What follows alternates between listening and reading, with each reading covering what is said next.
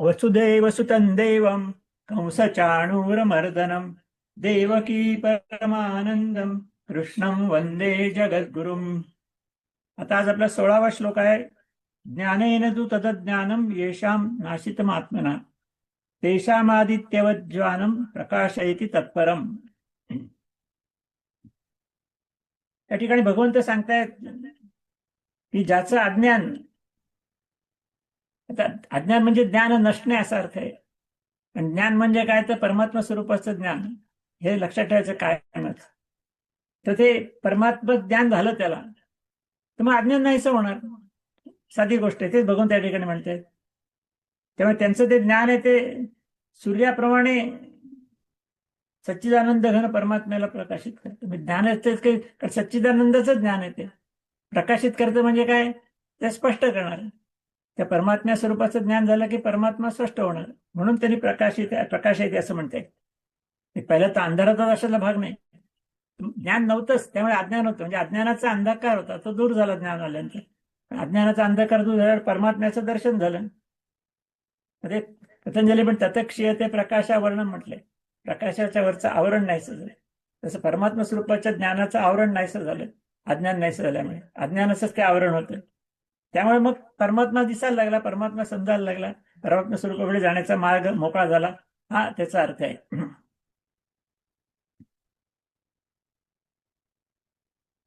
आता बघा, स्वप्न असतात. स्वप्नामध्ये आपण अनेक घटना बघतो. त्या असत, ते माहिती आपल्याला चुकीच्या असतात, पण तरी त्यापासून भय, शोक, आनंद हे विकार उत्पन्न होतात. कारण ते स्वप्न असतं. पण हे नंतर कळतं आपल्याला, ज्या ज्ञान होतं की ते स्वप्न होतं, हे ज्ञान झालं की मग त्या सगळ्या विकार निघून जातात. पण मग तो आत्मा असा आहे ना की संसार असत्य आहे स्वप्नासारखा, आणि तो सत्य भासतो अज्ञानामुळे. आणि त्यामुळे जीवात्मा त्यात अडकून जातं. पण जेव्हा हे अज्ञान दूर होतं, त्याला प्रश्न जाणीव निर्माण होते, हे सगळं स्वप्न आहे आणि खरं जे परमात्मा स्वरूप हेच सत्य आहे. आणि मग तो परमात्मा स्वरूपाच्या मार्गाला लागतो, म्हणजे त्याची प्रगती होते असं आपल्याला म्हणता येईल. पुढचा श्लोक आहे. तद्बुद्धया तदात्मान तन्निष्ठास तत्परायणा गच्छन्त्य पुनरावृत्ती ज्ञाननिर्धूत कल्मषाः. आता इथे तत् म्हणजे परमात्मा बरं का. परमात्मा आणि परमात्म्या स्वरूपाचं ज्ञान म्हणजे तज्ज्ञान, तत्वज्ञान ज्याला म्हणतात. मग परमात्म्याचं ज्ञान होण्याकरता बुद्धीचा निश्चय व्हायला पाहिजे. म्हणजे ठरवलं पाहिजे की मला तिकडे जायचं.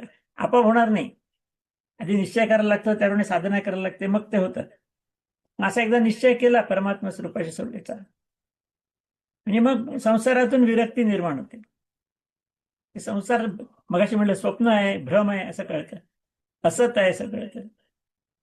ब्रह्म सत्यम जगन मिथ्या, जगन हे मिथ्या आहे हे लक्षात येतं. आणि मग संसारातून निवृत्ती व्हायला लागते. आणि मग निश्चयात्मक बुद्धी, बुद्धीला आणखी निश्चय निश्चित करते का नाही मला तिकडच जायचं, संसारामध्ये काही फार अडकायचं नाही असं निश्चय होते. आणि मग परमात्मा स्वरूपाच्या दिशेने प्रवास सुरू होतो. तो आत्म्याच्या विकासाचा प्रवास येतो.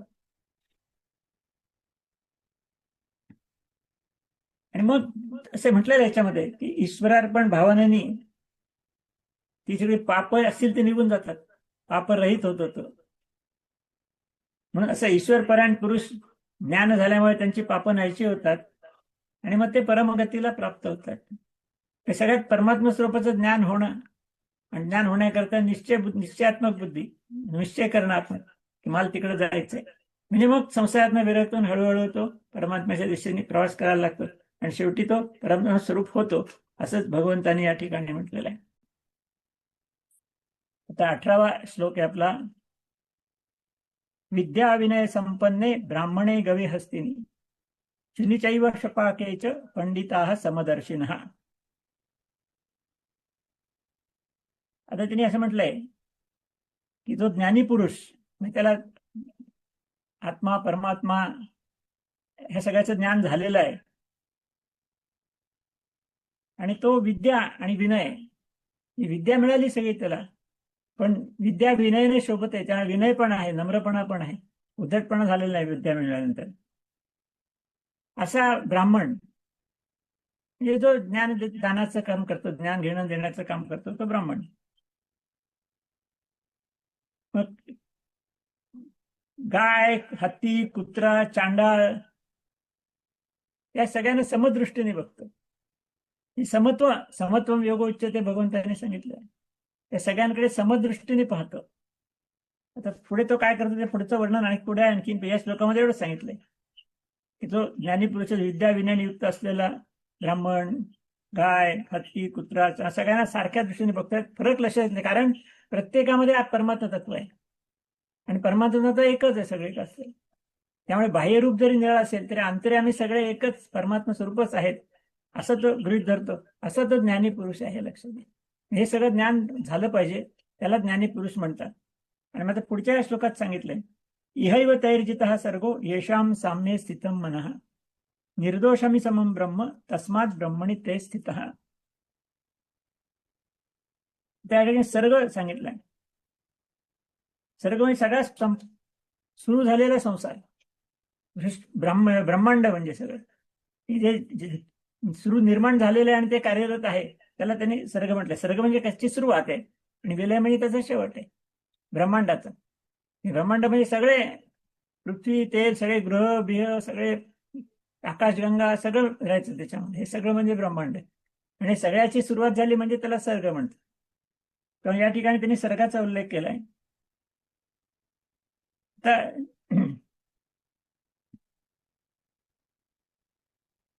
त्याच्यात आणखी त्या ज्ञानीचं वर्णन केलंय की ज्याचं मन समभावात स्थिर झालंय आणि त्यांनी या जन्मात संपूर्ण संसार जिंकलाय. आता संसार जिंकलाय म्हणजे काय की संसाराच्या एक लक्षात कळलेलं आहे की संस्कार हा सगळा संसारात अनित्य आहे, क्षणभंगूर आहे, केव्हा केव्हा तरी नाश पावणार आहे. निर्माण झाला तेव्हा नाश पावणारच आहे आणि त्यामुळे त्यात सारखा बदलही होत असतो. म्हणजे मग संसाराचे जे गुणदोष आहेत, सुख दुःख वगैरे स्थितप्रज्ञेच्या लक्षणात आपण पाहिलं तसे त्या गुणदोषांनी तो मुक्त आहे. तो राहतो संसारात, कर्म करत असतो, पण जी कर्म अकर्मासारखी करतो हे आपण मागे पाहिलंय.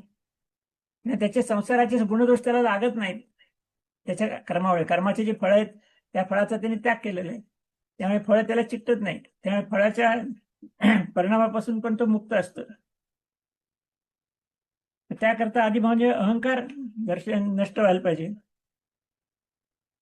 मी म्हणजे आत्मा आहे, मी म्हणजे शरीर किंवा देह नाही आहे, ही सगळ्यात महत्वाची भूमिका त्याच्यामध्ये आहे. त्याचं कारण कसं की जो परमात्मा आहे तो पण निर्दोष आहे, सम आहे. परमात्माच्या सारखीच त्याची पातळी येते आणि म्हणून तो परमात्मा स्वरूप होऊ शकतो असं या श्लोकामध्ये भगवंतांनी वर्णन केलेलं आहे. त्याकरता संसारात राहून संसारातून मुक्त व्हायचं.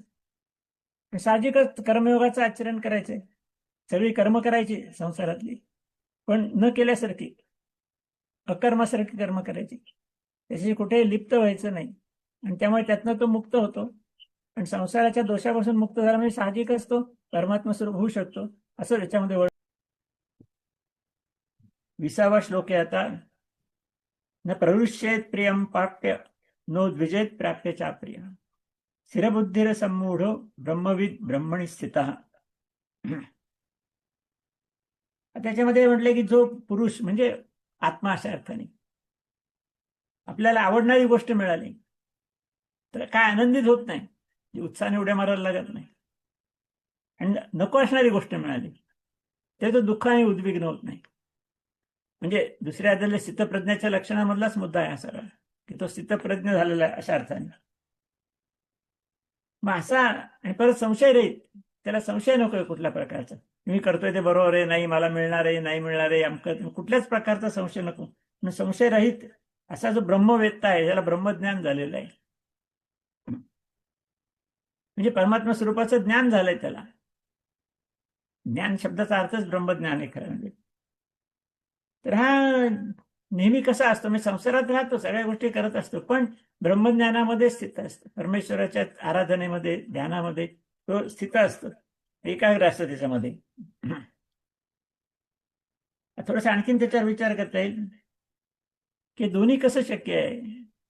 प्रभू रामचंद्रांच्या जीवनातलीच कथा आपल्या सगळ्यांना माहिती की त्यांना राज्याभिषेक करायचं ठरलं होतं, सगळी तयारी चालली होती, दुसऱ्या दिवशी राज्याभिषेक होणार होता. सगळ्यांना कळलं होतं, सगळेच अगदी आनंदित झालेले होते. पण मग काही काहीचं प्रकरण आलं मध्ये, आपल्याला माहिती. आणि असं ठरलं की रामचंद्रांनी आता वनवासात जायचं 14 वर्ष. सगळा कालखंड कर्तृत्वाचा होता, तो वनवासात जायचं. राम म्हणले ठीक आहे, राज्याभिषेक करायला सांगितलं तरी काही फरक पडला नाही, आणि वनवासात जायला तरी काही फरक पडला नाही. ही स्थितप्रज्ञता आहे, लक्षात घ्या. ही या ठिकाणी अपेक्षित आहे, अशी असली पाहिजे आपण. तिथे सामान्य संसारी माणूस कसा आहे, संसाराचा गुलाम असतो. तो वस्तू सापेक्ष क्षणभंगूर सुख असतात, ज्ञानेंद्रिय कर्मेंद्रियाच्या माध्यमातून मिळालं, त्याच्या मागे लागलेलं असतं. त्याला काही मुक्ती मिळत नाही, त्याला परमात्मा स्वरूपाचं ज्ञानही होत नाही. पण ज्याला ज्ञान झालंय तो संसार आपल्या अधीन ठेवतो, म्हणजे तो स्वतः संसार करतो, सगळ्या गोष्टी करतो, पण ते अधीन असतात त्याच्या स्थितप्रज्ञता तिथं असते. मगाशी सांगितलं तसं हा सगळ्यात महत्वाचा भाग आहे. आणखीन एक आदर्श उदाहरण स्थितप्रज्ञाचं स्वातंत्र्य सावरकरांचं देता येईल. 2 जन्मठेपी झाल्यात, आणि अंदमानामध्ये काय आपल्याला माहिती आहे, सगळं त्याचं वर्णन करायचं कारण नाही. किती दुःख भोगत लागत, शारीरिक कष्ट होते, मानसिक भावना सगळंच होते. पण त्याच्यात त्यांनी एक महाकाव्य लिहिलं, कमला नावाचं. म्हणजे किती त्या काव्य लिहायचं म्हणजे आपल्याला घरी बसून सहज लिहिता येणार नाही. तुरुंगात एवढ्या हालापष्टा भोगत असताना लिहिणं म्हणजे काय मनाची तयारी असणार आहे मला लक्षात. तर ही स्थितप्रज्ञता आहे, प्रभू रामचंद्रांची काय किंवा सावरकरांची काय. तरी असली पाहिजे, हळूहळू आपल्यामध्ये विकसित करायचा आपण प्रयत्न केला पाहिजे, तरच आपण थोडेसे प्रगतीच्या मार्गाला जाऊया. ठीक आहे, पुढच्या श्लोकामध्ये सांगितलंय, बाह्य स्पर्शेश्वसक्तात्मा विंद्यत्यात्मनि यत् सुखम स ब्रह्मयोगयुक्तात्मा सुखमक्षयमश्नुते. आता त्या ब्रह्मविद्याचंच वर्णन आहे, त्याच्यामधले अंतःकरणामध्ये म्हणजे मनबुद्धी अहंकार हे सगळं अंतःकरण आहे. तर ह्याच्यामध्ये बाह्य विषयाची आसक्ती नाहीये. बाह्य विषय म्हणजे काय, या संसारातल्या सगळ्या गोष्टी, पंचज्ञानेंद्रिय पंचकर्मेंद्रियांच्या माध्यमातून मिळणारं सुख, हे सगळ्या बाह्य गोष्टी आहेत. त्याची आसक्तीच नाहीये त्याला, तो करतो त्या सगळ्या गोष्टी, पण आसक्ती अजिबात नसते. असं साधक काय करतो, तर त्याच्यात आनंदाला प्राप्त होतो. मग आनंद कुठे असतो, तो आत्म्यातच असतो. आनंद बाहेरनं मिळत नाही कुठनं. त्या सात्विक आनंद म्हणूया त्याला. खरं म्हणजे आनंद सात्विक आनंद एकच, पण आपल्याला आनंद शब्द आपण सुखाला जोडतो, असं नाहीये. आनंद ही सुख दुःखाच्या पलीकडची अवस्था आहे. तो आनंद आतमध्ये असतोच, पण तो आपण जागा करू शकत नाही.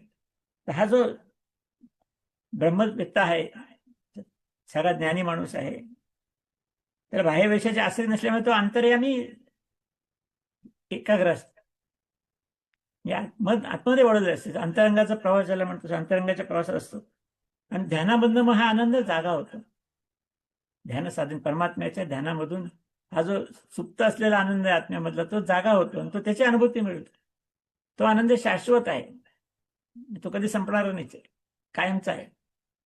आणि म्हणून तो म्हटलं सुख दुःखाच्या पलीकडचा आहे तो. त्यामुळे तो ह्या अशा ध्यानरूप योगात म्हटलंय भगवंतांनी, कृती कर्मयोगाची. आणि ध्यानात्म म्हणजे परमात्म्या स्वरूपाचं ध्यान, त्याच्यामधून तो हा आनंद त्याचा अनुभव घेतो, असं या ठिकाणी भगवंतांनी म्हटलेलं आहे. ठीक आहे, आपण थांबूया या ठिकाणी.